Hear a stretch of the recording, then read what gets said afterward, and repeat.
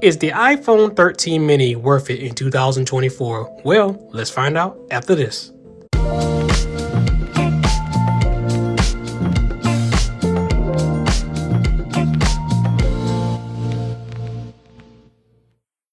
What's going on, everyone? You're tuned in with Spectacular Tech. This right here is an iPhone 13 mini that was the smallest iPhone in the iPhone 13 series from 2021. This iPhone was made for individuals that want the most compact size phone that you could type easily and comfortably one-handed. Also with this phone, it released with 3 other models: the standard iPhone 13, the iPhone 13 Pro, and finally the iPhone 13 Pro Max. But now with the unboxing, let me go ahead and pick this phone up. I'll go ahead and place it to the side for now. We'll get to it later on. Now, taking a look at the bottom of the box, we have nothing but the lightning cord. Just a standard lightning to USB Type-C cord. I'll put it back, but it really is a shame Apple sells this winning water adapter separately. Should've came with the phone, but let's take a look at this thing up top. A little sleeve filled with a bunch of different things. That Apple seemed to pack the SIM card ejection tool, Apple sticker, and the paperwork. But let's take a closer look at the SIM card ejection tool. Doesn't look like anything special. But with the Apple sticker, it would be neat if they gave you the color match ones like they did with the Apple 24-inch iMac computers. I'll put that right back in the box. But anyway, let's go ahead and wrap this iPhone 13 mini unboxing up and close the box for now. I'll pick this iPhone right up to take a closer look. The size of it is very comfortable in the hand. Now let's peel the plastic off to take a look at the screen underneath.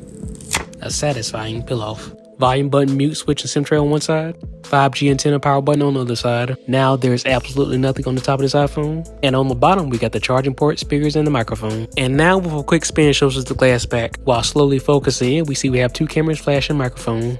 We have a 12 megapixel wide angle camera, then we have another 12 megapixel ultra wide camera, then we have the microphone in the corner, then last we have the camera flash. I'll talk more about the cameras later on in this video. Now let's turn it around to the front. Now on the front screen, we're working with a 5.4 Retina XDR display running at 60 Hz. And if you're curious about the screen protector I have on this phone, this is an AM tempered glass. These are nice and smooth to the touch and feel just like the actual screen. They are very affordable, and I have a link in the description if you want to check them out. And now at the top of the display, we have the notch cutout, 12 megapixel front camera, ear speaker, microphone, and other sensors to make up the Face ID system. Now with Face ID, you won't have any issues as it's very quick and reliable. It only takes a second to scan your face, then you swipe up to unlock your device. Now what's really great about this feature is despite scanning your face, someone can't unlock your phone if your eyes are not open and looking at the device. So you don't have to worry if you fall asleep with your iPhone around someone. Now back with the 12 megapixel front camera on this phone, it can record in up to 4K and take excellent photos and videos in low light. Most people won't be disappointed with the quality from this camera. And you can see at the top of the display, we have the ear speaker with the entire notch getting slightly smaller than the previous generation iPhone. Now let's talk about the processor on this phone. This phone is running an Apple A15 Bionic chip with 4 GB of RAM.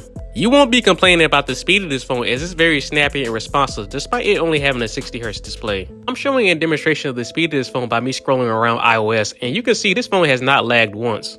And with the 4 GB of RAM, it's more than enough to handle a bunch of apps being open in the background. Now, all the apps I'm opening now are being cold launched and were not previously open in RAM on this phone. But since it's a small phone, how is the usability of such a tiny display? Like, how is the keyboard on this phone? To answer that, I'll type something one-handed. I'm going to see how fast I can type an easy sentence like this is a keyboard test on this small keyboard. And since on this small iPhone you're able to type one-handed, you should be able to type faster and more comfortably. Now let's see what I typed. I got no keyboard typos typing that fast. But how about watching videos on this tiny display? Content looks great on this 5.4 XDR OLED display. You have a notch on the side of the display, but it doesn't take away from the viewing experience when watching videos on this screen. Normally on this phone, it can get as bright as 800 nits or 1200 nits when watching HDR content. And last with this display, it has a screen resolution of 1080p by 2340 pixels. So despite me changing the resolution on this video, it actually won't go no higher than 1080p. But we can't even leave out a sound test on this iPhone. Let's see how loud this small iPhone is. Despite being a small phone, the speakers are definitely loud on this iPhone 13 mini. You will hear these speakers with phone calls and while blasting your music. But how about gaming on such a small iPhone? Well, because of the size, it's actually more comfortable to game on this device. And right now, you're seeing a demonstration of how this phone handles gameplay. And with the Apple A15 Bionic chip, it still handles most games just fine running on the 60 Hz display of this phone. And despite not having a 120 Hz display and the screen being maxed out at 60 Hz, the gameplay on this phone is still smooth and responsive. But when playing games for long periods of time, you can expect it to take a hit on battery life. But since I mentioned about the battery life, what is my overall battery health on this iPhone after all this time? And I'm currently sitting at 99% battery health.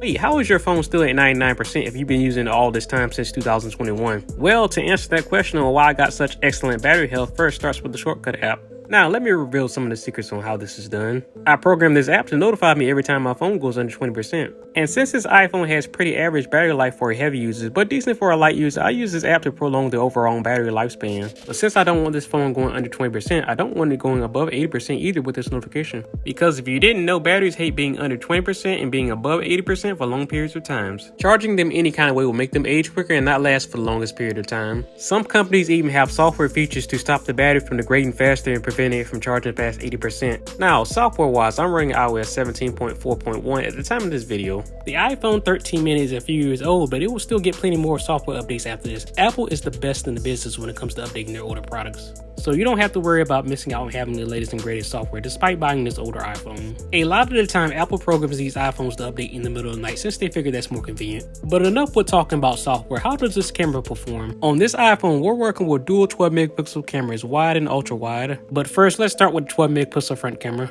that can take excellent selfies and record in up to 4K 60 frames per second. But with the wide angle rear camera, let me see how far I can zoom. I'll take a picture of this flag, then I'll check the photo result. I'll zoom into the photo, and the quality is not bad despite the flag being all the way in the distance. But how about taking a picture of something up close? I'll snap a photo of the seat outside this building. And after checking the photo result, the seat did come out sharper and in focus. I have no complaints here. But if the wide angle takes good pictures, how about the ultra wide camera? Let me go ahead and switch to that ultra wide camera. With the ultra wide camera, you can always fit more things in the photo without standing back. Now let me go ahead and take a photo and then I'll check the photo result. Let's see what we got. It's a good sharp photo of them trees. Now let's video record. Now when we're recording the video, you can take snapshot photos, but you can't pause the footage though. You have to stop video recording. Recording options include HD at 30 frames, HD at 60 frames, 4K at 60 frames, 4K at 24 frames, and finally 4K at 30 frames. With the addition of other camera options like cinematic mode, slow mode, and time lapse. I'll scroll back over past what I just mentioned and the standard video and photo mode, and then we get portrait and panoramic mode. But what about low light with this camera? Well, let's see if I get a good picture zooming into this McDonald's sign at night. I'll go ahead and snap the photo and I'll check the photo result. The photo is very bright, nicely in focus with readable text on the sign. But how about a subject in the dark? Let me take a snapshot of this bush. Without even taking the photo, the camera brightens the scene up, despite this bush being in complete darkness to the human eye. This bush is perfectly visible in this photo, even though it looks like a dark figure behind this phone. What about taking a photo right in front of a light? Let's see if I can see the light bulb inside this outside light. I took the picture, now let's see the camera result. Yep, I can see the light bulb and it's perfectly visible. This camera is city nightlife ready. But enough with talking about the camera, let's discuss the accessories I use for this phone. I have already mentioned the Amfilm tempered glass screen protector I have installed on this phone, but the case I've been using is an OtterBox Symmetry case. Now with this case, it's slim, hard, transparent, and very durable. It's very easy to install. As you can see, all you have to do is snap it into place on all corners. The case is rubberized on all sides and has a clear hard shell on the back. There's also a lip around the screen to protect the phone from face drops. I highly recommend you get a case for this phone since it's glass on the front and back. I have a link in the description if you want to check this clear case out. Okay, since you made it this far, let me get to the last topic of this video, and that is cellular connectivity. First off, if you live in the United States, the iPhone 13 series are the last models to support a physical SIM card. With the iPhone 14 and newer models, it's been removed. If your phone got broken, you could quickly transfer your SIM without getting assistance from the carrier. If you live outside the US, you don't have to worry about this for now. Now using a Verizon SIM card, I'll go into settings and I'll make sure Wi-Fi is turned off. Let's do a cellular speed test. Let's see how long it takes to load up Google. It came up pretty quickly. Now let's try the Apple website. See how long this one takes to load. It's taking a bit longer. Took a few seconds, but let's try Amazon last. Let the site load. Took about the same time. In addition, you have the option to control how you would like to use your 5G, like switching between LTE and 5G or having it on 5G auto. But having this iPhone set to LTE will conserve you some battery life. Also, this phone supports eSIM if you don't want to use a physical SIM card. Now, you definitely won't have any complaints when it comes to network speeds on this phone. It has all the necessary hardware in this phone to handle rural and city areas when using this phone in different environments. Now, let me wrap this video up and answer the question I asked at the beginning of this video. And that question was, is the iPhone 13 mini worth it in 2024? I say most definitely. If you need a powerful phone in a tiny form factor, great reliable cameras, still get software support, fast processor with a modern design, all to make it a great choice. Well, there you have it. Make sure you like and subscribe, and I'll catch you all in the next video on Spectacular Tech.